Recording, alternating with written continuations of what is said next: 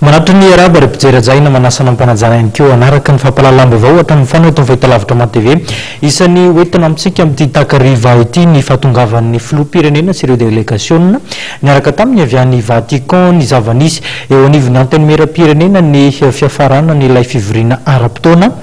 eo ihany koa ny fitsidihan'ny ministra Jules Etienne ny orinasa Tico tany amin'ny tanàna Tsirabe Tandry araka ny loharanom-baovao dia ny vola natokana ho an'ny solika sy ho an'ny tetikasa-panjakana ireo vola nisy nanodikodina teo anivon'ny antenne maira-pirenena tsy maintsy apetraka hoy ny filohan'izany androm-panjakana izany Andriamatoa Jean-Max Rakotomamonjy ny rafitra anaramaso ny fitatanam-bola eo anivon'izany lapan'ny antenne maira-pirenena izany. Raha ny feo mandeha eo nivon'ny antenne maira-pirenena dia vola mitentina 2 miliara sy 700 tapitrisa ariary no tsy hita ary voahodikotiny eo nivon'ity androm-panjakana ity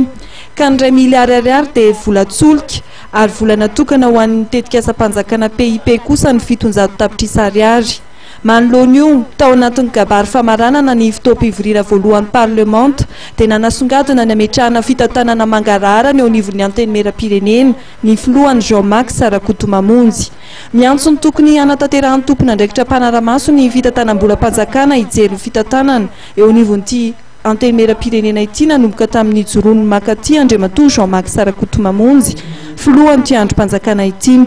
Anisany natsona hijery sy hanaramaso ny fitantanam-bola eo anivon'ny antenne maira-pirenena ny eo anivon'ny bureau maleotena miady amin'ny kolokolona amin'ny Bianco sy ny inspection générale de l'État. Mitaky toetsaina amintsika, mitaky fiovan'ny toetsaina amintsika ny fiatsoroana didy mahasolom-bahoaka antsika.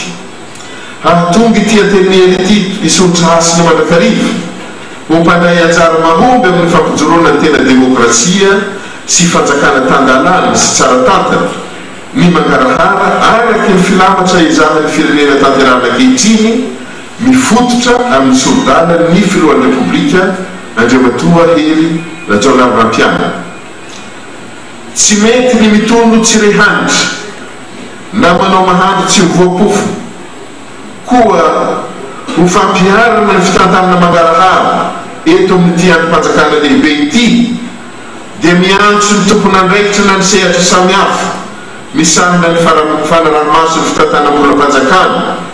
toy ny inspection d'État na ny ao bureau maleotena miady amin'ny kolokolo Bianco ny tenako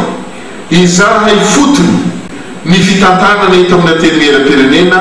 nanomboka tamin'ny fijoroana ity androm-panjakana ity tanany voalohan'ny taona ka matraka ankehitriny. Hatreto dia mbola fanontaniana mipetraka ny hoe ny mpitantana ny antenne maira-pirenena teo aloha ny vaovao nanao fanodikodinana 2 miliara sy 700 tapitrisa ariary. Andrasana arak'izay ny valin'ny fanadihadiana izay atao mikasika amin'ny fitantanana eo anivon'ny antenne maira-pirenena ahafantarana ny marina momba ity raharaha ity.